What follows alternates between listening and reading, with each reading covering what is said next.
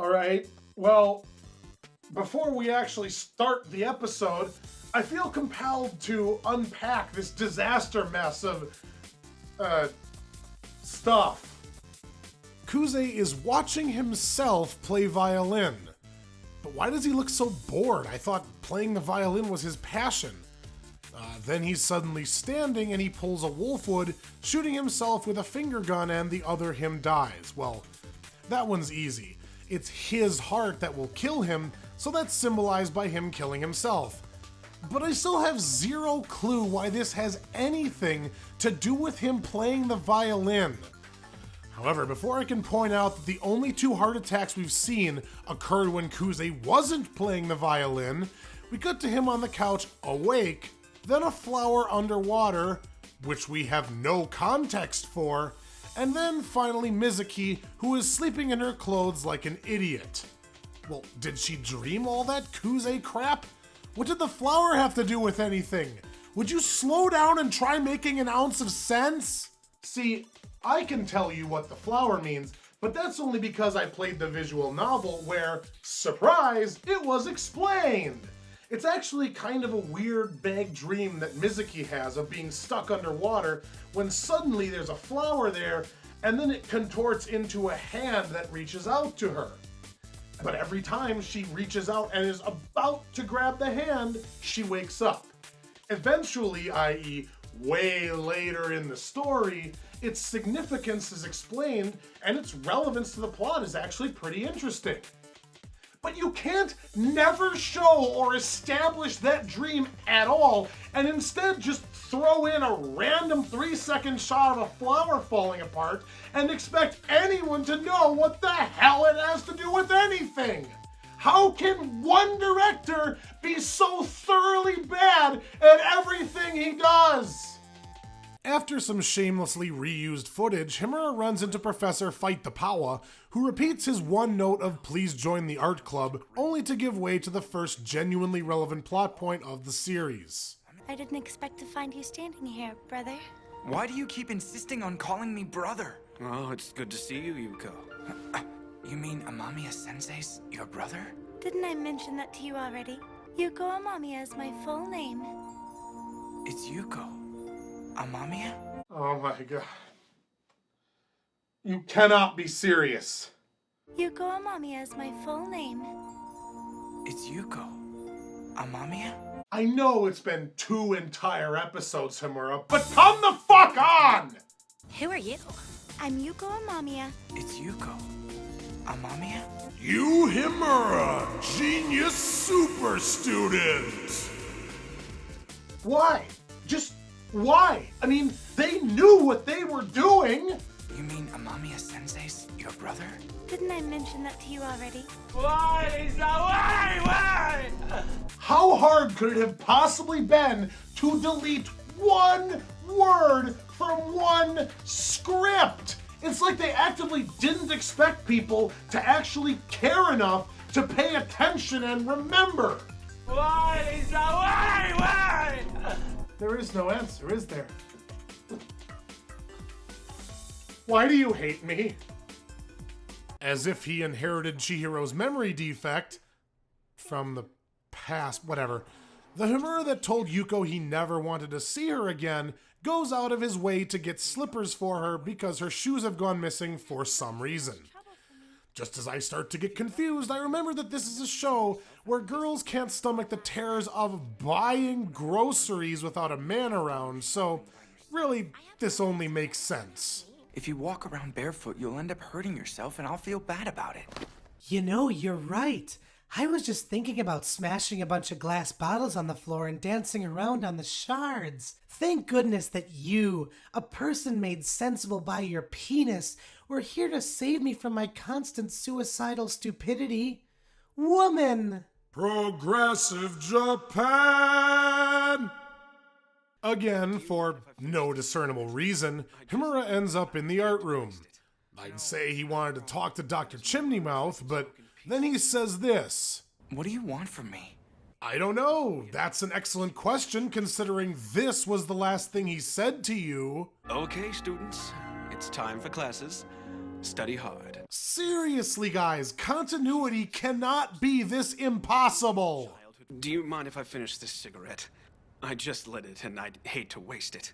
No, it's not a problem. There's nowhere else I can smoke in peace anymore. How about outside? Maybe, I don't know, on the damn roof? You clearly know about it, and your sister has the key. No one ever goes there. You know what? Forget it. Get to the point already. I'd like you to ask Hirono not to pose in the nude in the art room anymore. It's becoming something of a problem. The complaints come to me, you see, and while I could demand it... Yeah, whatever. Himura doesn't care, so why should I? Anyway, we cut to the church where Mizuki...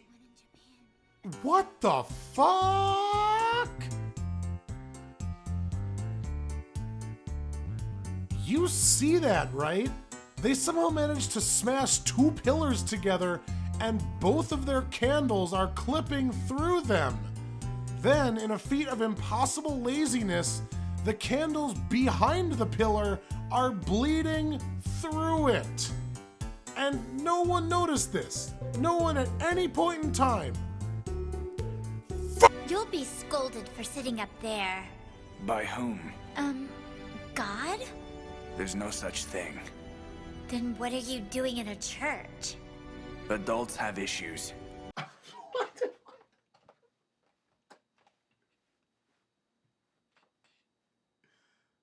Sound like young people don't have I don't even know what to say to that. It's so stupid. It would be like...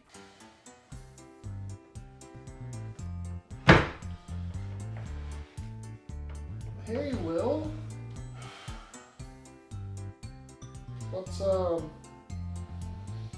What's going on? I hate grapefruit. Well, why did you buy so many then? Adults have issues. Oh.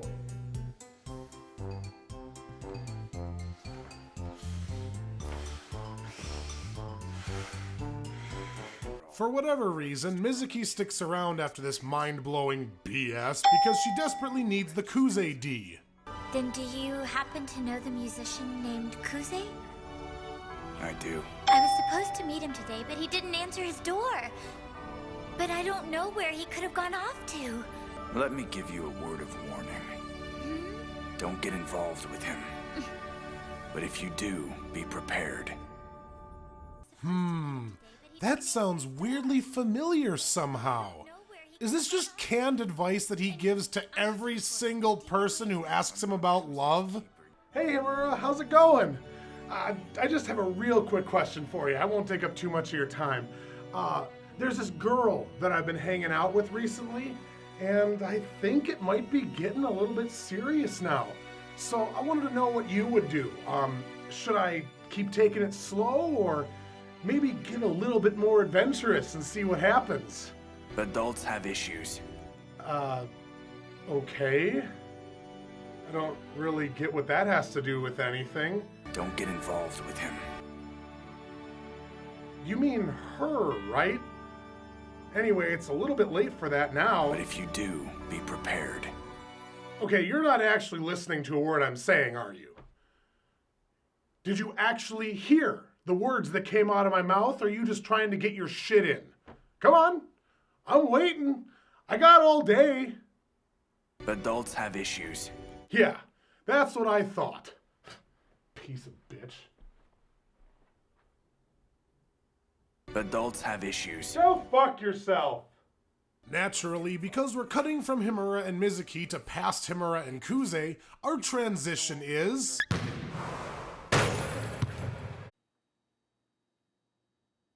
Anyway, Nagi shows up and they have a conversation about Yuko's shoes, which leads to the group finding them in the cubby area.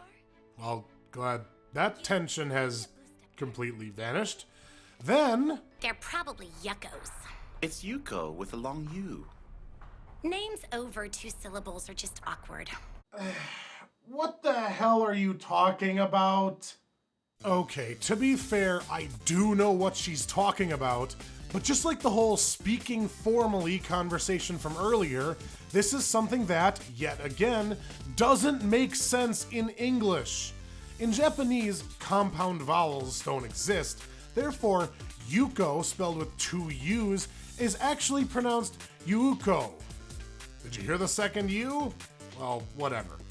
However, it's a very subtle pronunciation that gets lost in translation. When you Romanize the names, it just becomes Yuko. So what the hell are you talking about? This one is squarely on Sentai Filmworks for somehow not catching such a monumentally stupid line.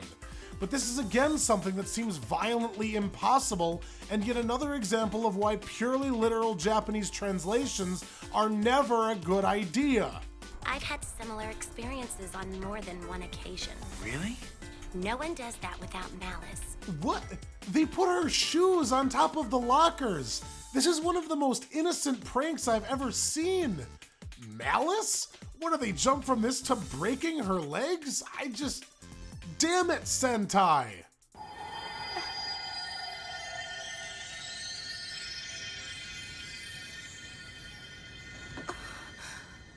I'm sorry. Trains don't stop here anymore. It's been a while. Huh? I'm Mizuki Hayama. I used to play with Kei-senpai back when we were little. I'm pretty sure we've met. Mizuki-chan? That's me! I'm Mizuki-chan. Wow, you got so big! I have a question. Can I please give you a hug? No! Because the plot of this show is apparently thinner than Bible paper, we have to spend time updating the status of Chihiro and Renji's relationship now. Done! Falling in love with someone means losing total control of yourself. Are you losing control of yourself? I don't think it's gotten to that point yet, but it's getting there very quickly. Wow! You've fallen head over heels, totally madly in love with Kuze after hanging out with him 2 entire times. I mean, it's almost like this is a childish high school crush that no one should take seriously! Look, you can't just jump this far ahead. Remember, Mizuki and Kuze met for the first time at the start of the show. It should be plainly obvious to anyone that this isn't actual love, but instead some combination of celebrity worship and adolescent infatuation. But the show never says anything like that. This is played completely straight, as though Mizuki is truly, deeply in love with Kuze, and it's completely justified. I mean, you've gotta be kidding me! The visual novel plays it very differently, asserting very clearly that Mizuki is a naive child who has no idea what she's feeling, thinking, or doing, but I'm not ready to talk about that yet. The thing is, even if you're choosing to ignore everything I've already criticized and will continue to criticize, giving this relationship even a shred of legitimacy completely shatters this show's credibility because of the nautical miles over which it expects us to suspend our disbelief. Well, guess what? Not happening! Kuze resolves to shut everyone out and die. Why did this require another scene? We cut to the train station again, where we finally find out why Kuze is terrified of playing the violin. Renji? He had a heart attack during a concert 6 months ago. Except that still doesn't follow. The implication here is that Kuze thinks that if he plays the violin again, it will definitely give him a heart attack. But we've already seen him have multiple heart attacks when he wasn't even so much as thinking about a violin. The two clearly have nothing to do with each other. Yet he arbitrarily refuses to play his violin because he's an idiot. Why is everything in this show so dumb? In reality, it's just a cheap plot device meant to deliver knowledge of Kuze's heart condition to Mizuki, who didn't know anything about it. And yeah, I guess that's important, but Kuze is still an irrational ball of stupid, so the show still isn't in the black. Oh, but look, those bullies have stepped up their attack and written insults all over Yuko's lesson book. Well, it's time to kick some ass. It happens to me all the time. I'm used to it. Whoa, calm down. We wouldn't want anything exciting to happen. Our audience might actually get entertained or something. And we can't have that happen now, can we? Instead, we get this show's version of an exciting sequence. Kuze plays a small part of his violin song, causing the beach to steal Clanad's orbs of light. He then commits his final measure in his quest to rid himself of everything enjoyable and sets his violin on fire. Because that's definitely a far better solution than giving it to a charity or allowing any good to come of his death wish. Man, what a cunt.